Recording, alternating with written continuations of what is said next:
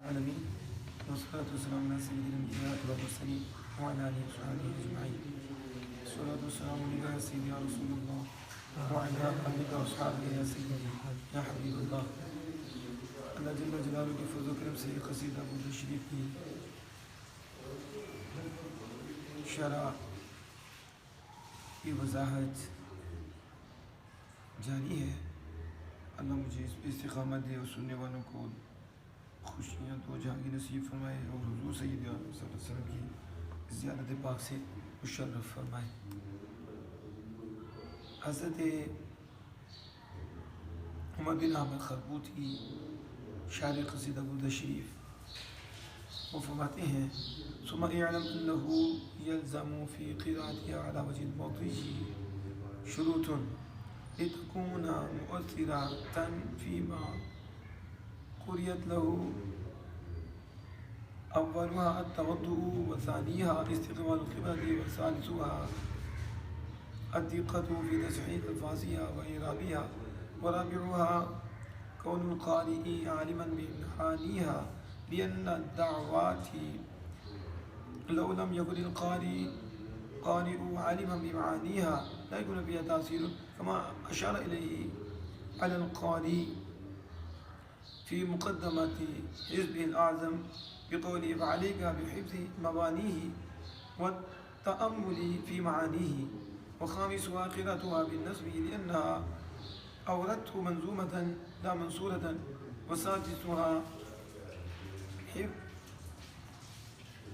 حفظها. وسابعها أن يكون القارئ مرزونا بقراءتها من أهلها.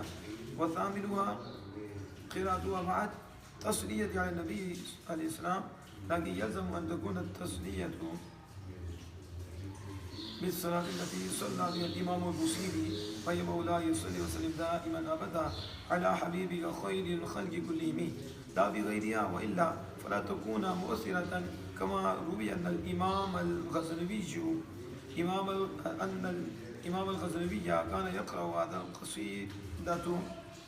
كان يقرأ هذا القصيدة في كل ليلة ليرى النبي عليه السلام في منامه ولم توفق له الرؤيا، فشكى ذلك إلى الشيخ الكامل فسأل عن سره. فقال الشيخ لعلك لا تراعي شرائطها، فقال لا بل أراعيها. فراقب الشيخ فقال بعد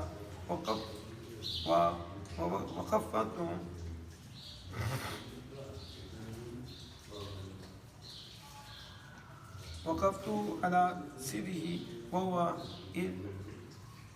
أنك لا تصلي بصلاة الذي صلى بها الإمام البوصيري، إذ هو أن صلى بها الإمام البوصيري إذ هو يصلي عليه السلام مولاي صلى وسلم دائما أبدا على حبيبك خير الخلق كلهم. علیہ یہ بات یاد رکھیں، تاج الشریعہ علی رحمۃ الرحمن نے بھی لکھا کہ انہوں نے کہا کہ نبی اکرم صلی اللہ علیہ وسلم جھوم کر یہ قصیدہ سن رہے تھے تو امام بوصیری رحمہ یہ قصیدہ پڑھ رہے تھے. اسی سبب سے اس قصیدہ درود شریف کے پڑھنے کے سبب انہیں زیارت مصطفیٰ صلی اللہ علیہ وسلم نصیب ہوئی. اور یہ جو قصیدہ درود شریف پڑھا جاتا ہے اس کے سبب سے شفا بھی حاصل ہوتی ہے، یعنی اس کی بڑے برکات ہیں. زیارت مصطفیٰ صلی اللہ علیہ وسلم سے بندہ مشرف ہوتا ہے اور شفا سے بھی بندے کو بیماری سے بھی شفا ملتی ہے، برکتیں ملتی ہیں، باطنی دل کی پاکیزگی و طہارت ملتی ہے. لیکن یہ کب ملے گی؟ یہ برکتیں کب ملیں گی؟ یہ شفا کب ملے گی؟ اور اس قصیدہ کے پڑھنے سے زیارت مصطفیٰ اشرف کیسے حاصل ہوگا؟ تو علامہ خربوتی کہتے ہیں اور تاج الشریعہ رحمہ نے بھی لکھا ہے اور اس نے نقل کیا ہے کہ اس کی 8 شرطیں ہیں. جب یہ 8 کی 8 شرطیں پائی جائیں گی تو اللہ جل وعلا کے فضل و کرم سے اس خوش قسمت کو آمینہ کے لال کے چہرے پاک کی زیارت ہوگی، رسول اللہ صلی اللہ علیہ وسلم کے دیدار سے اسے عزت نصیب ہوگی.